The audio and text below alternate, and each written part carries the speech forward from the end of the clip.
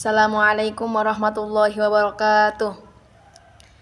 Perkenalkan, nama saya Asfiatul Maula dari Prodi IAT Ilmu Al-Quran dan Tafsir semester 4, nomor NIM 53020220070. Baik, di sini saya akan mengerjakan UTS Matkul Sosial Politik dengan judul Tafsir Al-Ibris yang dikarang oleh Kiai Bisri Mustafa. Biografi Kiai Bisri Mustafa. Beliau lahir pada tanggal 31 Desember tahun 1915. Beliau kelahiran di Desa Sawahan, Kabupaten Rembang. Beliau merupakan putra pertama dari 4 saudara, yang dimana ayah beliau bernama Kiai Zainal Mustafa dan istri keduanya bernama Haji Khadijah. Pada tahun 1922 sampai 1923 beliau sekolah di Jawa Ibtidaiyah Ongkoloro. Pada tahun 1925 sampai 1930 masa belajar menimba ilmu di Kasingan.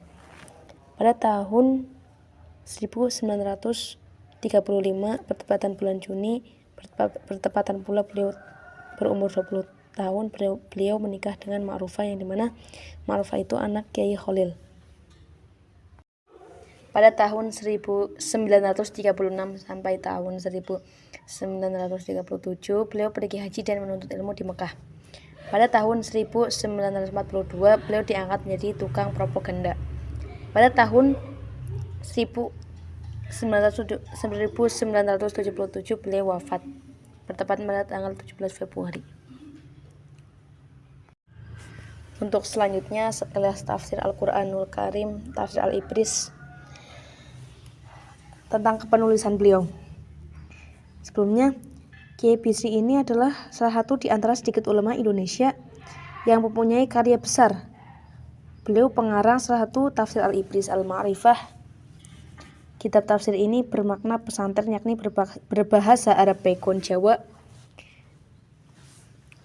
Tetapi tafsir Al-Ibris itu bukan sekedar tafsir saja karya beliau, tetapi pada tafsir Al-Ibris juga terdapat pada bidang lain, misalnya tauhid, fikih, tasawuf, hadis,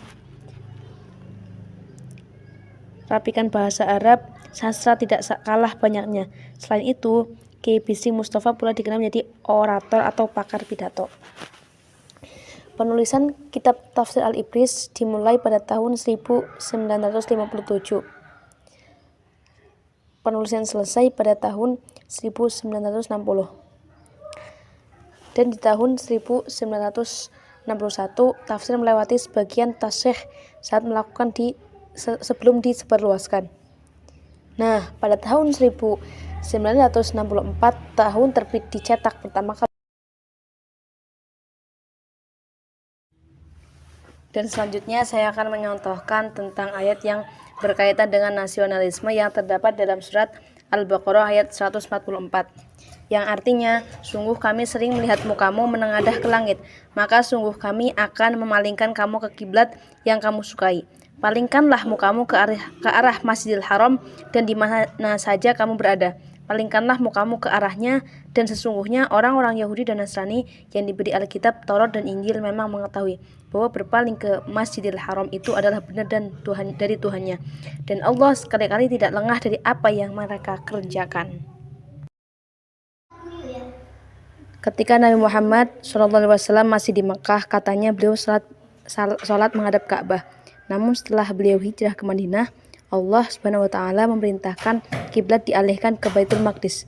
Tujuannya supaya dapat menarik simpati orang-orang Yahudi Madinah yang juga menghadap tempat suci tersebut.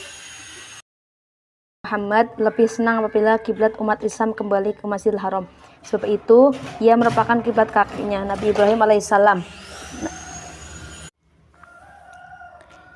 Nabi Muhammad sangat memohon hal ini kepada Allah Subhanahu wa taala, meski ia telah mencurahkan kegundahannya kepada malaikat Jibril. Ia senantiasa menengadahkan pandangannya ke arah langit, berharap Allah berkenan mengabulkan keinginan yang ia pendam di dalam hatinya. Berselang 16 bulan lamanya, barulah Allah Subhanahu wa taala memberikan jawaban.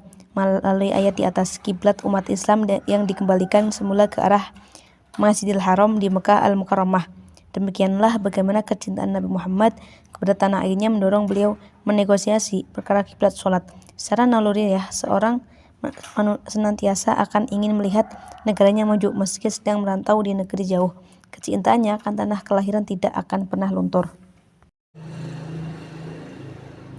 Sekian dari saya penjelasan terkait materi tafsir Al-Ibris. Kurang lebihnya mohon maaf. Wassalamualaikum warahmatullahi wabarakatuh.